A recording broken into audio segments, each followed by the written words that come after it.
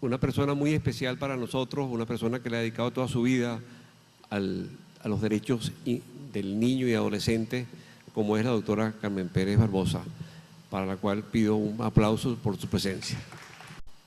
Hoy vengo aquí no con un carácter pedagógico que siempre inspira el derecho de menores, llamado hoy derecho de la infancia y de la adolescencia. Hoy vengo aquí quizás con un carácter de índole punitivo, pero que no le quita el carácter pedagógico. Vengo aquí a hablar de las infracciones en que pudieran incurrir los adolescentes desde el punto de vista de los derechos ambientales. Y allí vamos a ver una situación atípica, porque la LONNA consagra el derecho de todo adolescente de disfrutar de un ambiente sano y de ser instruido en el respeto al ambiente que proporcione el desarrollo armónico, integral y dentro de la biodiversidad. Ese es el derecho. También, este mismo texto de ley señala entre los deberes de niños y adolescentes, en su artículo 93, único artículo de la LONNA que nos habla de los deberes de los niños y adolescentes. En su penúltimo inciso establece como obligación de la población infantil y adolescente el respeto al ambiente.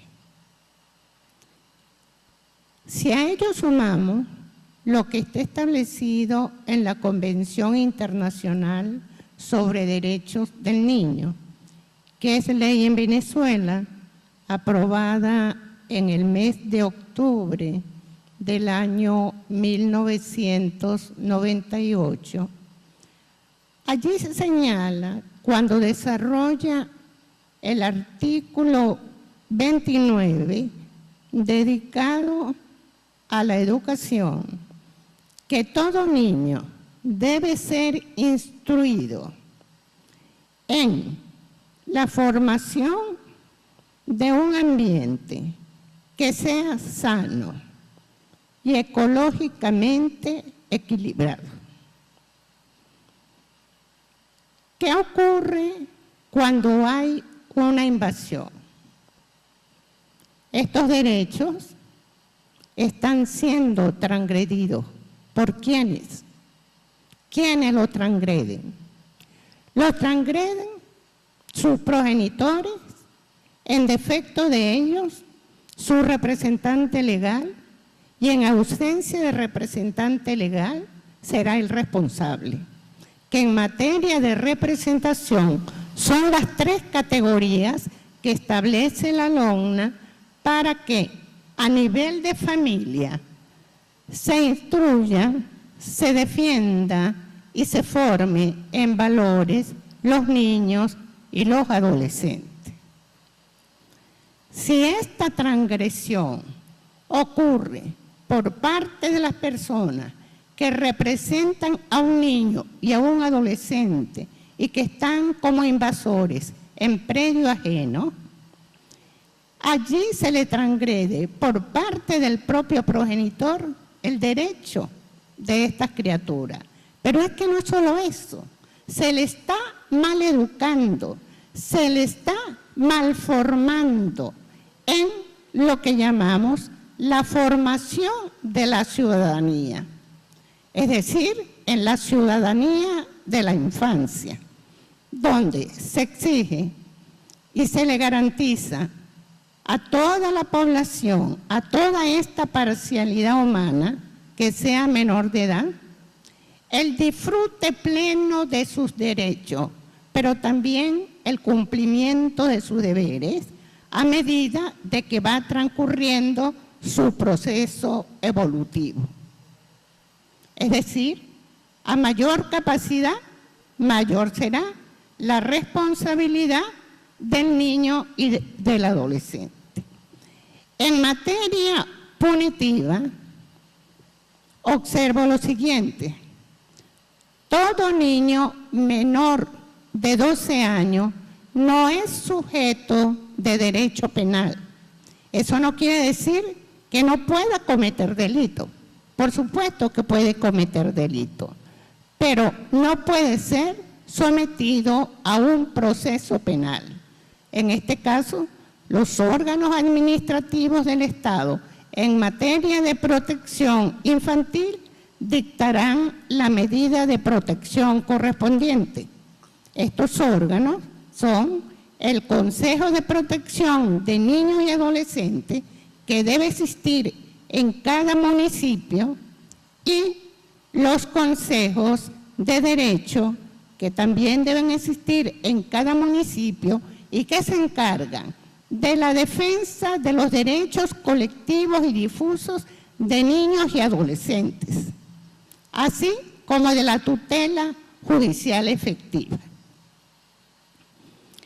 Ocurre que cuando el transgresor conjuntamente con grupos de adultos es un sujeto menor de edad, vamos a decir adolescente, adolescente para la LONNA es todo muchacho mayor de 12 y menor de 18. Cuando ello ocurra, nos pudiéramos preguntar, ¿quién transgrede la ley? ¿La transgrede el adolescente que está integrado al grupo familiar que invade, o la transgreden sus representantes? Yo creo que allí surgen dos delitos. Por un lado, se viola la ley penal del ambiente, de la cual son sujetos también los adolescentes, y lo transgreden también sus representantes legales. Pero hay otro delito, que es la inducción del representante legal para que el menor se convierta en invasor.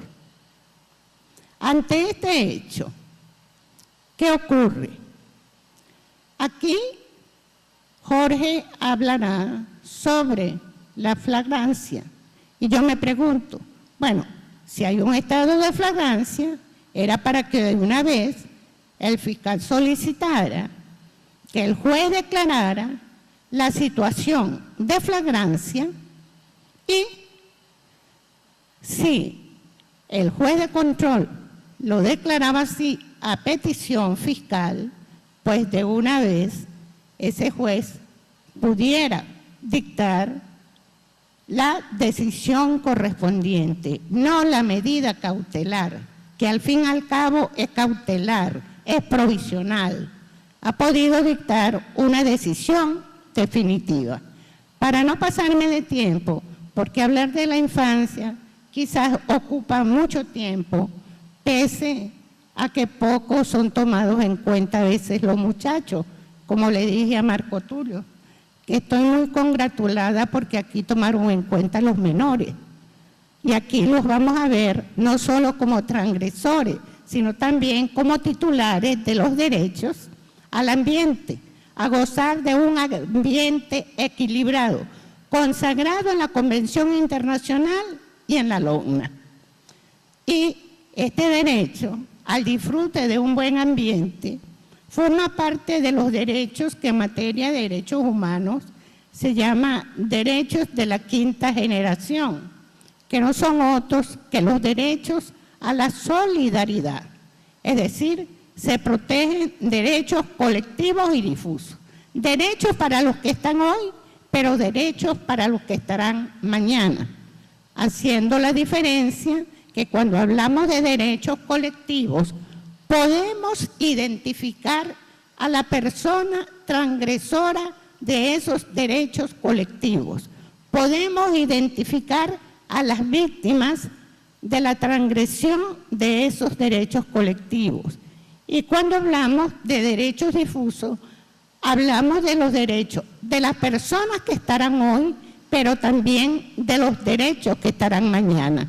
Es decir, que pudiéramos decir entonces que hay una sentencia permanente en cuanto a la tutela de los derechos colectivos y difusos, donde la Constitución Nacional, al hablar de ellos, dice también, establece también el respeto a la tutela judicial efectiva por la cual el Estado debe garantizar la restitución de esos derechos colectivos o difusos que hayan sido vulnerados. Debo advertir aquí que en materia de menores no solo es la violación materializada, sino que también la amenaza a esos derechos es objeto de tutela judicial efectiva. Por último, para no pasarme de tiempo, quiero decirles a ustedes que en la LOGNA hay una acción llamada acción de protección, dirigida exclusivamente a pedir la tutela de los derechos colectivos o difusos que hayan sido amenazados o que ya las amenazas hayan pasado a la materialización. En estos derechos, en estos casos, con esta acción judicial se puede solicitar ante el juez de protección los derechos de los niños y adolescentes donde de manera colectiva o difusa se le violan estos derechos.